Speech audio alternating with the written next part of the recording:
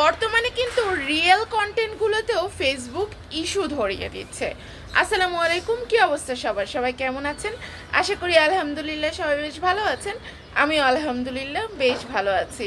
বর্তমানে ফেসবুকে কাজের যে অবস্থা, তাতে দেখলাম রিয়েল কন্টেন্টগুলোতেও ইস্যু চলে আসছে। এবার তো আপনারা বলবেন, আপু সবসময় তো বলছেন রিয়েল কন্টেন্ট দিতে, মিউজিক দিয়ে কন্টেন্ট না দিতে। আপনি না বলছেন মিউজিক দিয়ে কন্টেন্ট দিলে সেটাতে ভিউ হয় না, সেটাতে সমস্যা চলে আসে, ইস্যু চলে আসে। তাহলে এখন কেন বলতেছেন রিয়েল কন্টেন্টের সমস্যা? রিয়েল কন্টেন্টে ইস্যু ধরায় দেয় কাদের জন্য জানেন? আপনাদের জন্য। আপনারা এমন কিছু কাজ করে রাখেন যেইগুলো ফেসবুক গাইডলাইনের বাইরে। রিয়েল কন্টেন্টে কীভাবে ইস্যু আসে? রিয়েল কন্টেন্টে ইস্যু আসে যখন আপনার কন্টেন্টের মধ্যে কোনো বাচ্চার কান্নাকাটির আওয়াজ থাকে, কোনো গালাগালি থাকে, বা পাশে মিউজিক বাজতেছে আর আপনি সেই কন্টেন্টটা আপলোড করে দিলেন। তাহলে এই কন্টেন্ট কি ফেসবুক একদম কি বলে বরণ করে নেবে? এটাতে ইস্যু তো ধরাই দিবেই।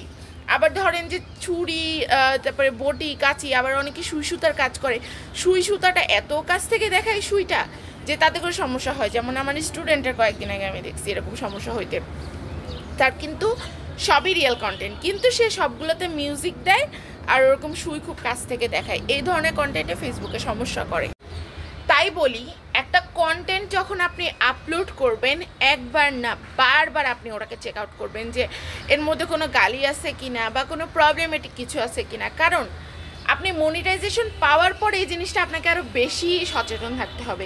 মনিটাইজেশন পাওয়ার পর যদি আপনার কোনো ইস্যু চলে এসে মনিটাইজেশনটা চলে যায়, ডিমনিটাইজ হয়ে যায় আপনার পেজটা, তখন আপনি কী করবেন? যেই মনিটাইজেশন আমরা এত সাধনা করে পাই, মনিটাইজেশন একবার চলে গেলে ফিরিয়ে আনা কিন্তু খুবই কষ্টসাধ্য। আমি নিজেও অনেক দিন ধরে পেজে কাজ করছি, অনেক দিন ধরে পেজ নিয়ে ঘাটাঘাটি করছি। যেহেতু এখন বর্তমানে মনিটাইজেশন কোর্স করাচ্ছি, আল্লাহর রহমতে তো অভিজ্ঞতার অভাব নাই। কারণ অনেক স্টুডেন্টের অনেক প্রবলেম আমাকে সলভ করতে হয়, তাদের অনেক কিছু আমাকে জানায়, আমি সেগুলো নিয়েও কাজ করি। তাই জানি মোটামুটি যে কোনটাতে কি প্রবলেম হতে পারে। এই জন্য বলতেছি কী কী কাজ করলে মনিটাইজেশন পাবেন না। ছুরি, বটি, কাঁচি এগুলো বেশি না দেখানোই বেটার। মিউজিক তো কোনোভাবে ইউজ করবেন না ভিডিওতে মনিটাইজেশন পাওয়ার আগ পর্যন্ত অন্তত।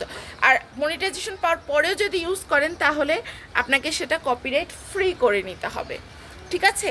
এর পরবর্তীতে আপনি যখন একটা ভিডিও ক্যাপচার করবেন, তখন যেন আপনার ভিডিওতে কোনো বাচ্চার কান্নাকাটি না থাকে, কোনো গালাগালি না থাকে, বা কোনো বাচ্চাকে গোসল করাইতেছেন এই টাইপের ভিডিও যেন আপলোড না করা হয়। এগুলো রিয়েল কন্টেন্ট হলেও কিন্তু ফেসবুক থেকে এগুলোকে সমস্যা করে দিবে, ইস্যু করে দিবে। আর ফেসবুকে কিন্তু কর্পোরেটের থেকেও কঠিন। আমি অনেকবার বলেছি, ফেসবুকে কাজ করা অনেক কঠিন।